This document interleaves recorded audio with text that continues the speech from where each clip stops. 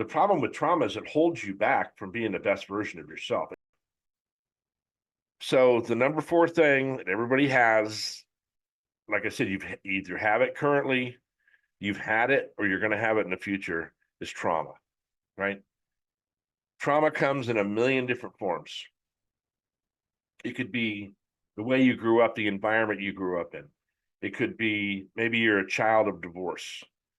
Maybe you lost a puppy when you were 5 years old or 10 years old. No matter what, and it's not, you can look at some people and say, well, my trauma was worse than yours. Well, it's trauma is subjective, but it's traumatic for her nevertheless. And the thing is these traumas that I'm talking about, it could be a death in the family. It could be some that you went through a divorce or a bad breakup or whatever. Like I said, it's subjective. It's not, mine's not worse than yours. And I'm probably not even going to get into some of the ones that actually, I take that back. I will get into a couple that I've had to deal with and the timing of what those were. So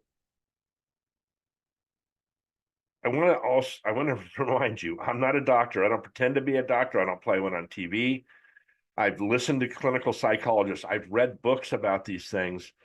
And what I really understand that everybody is an individual and nobody has an answer to your questions.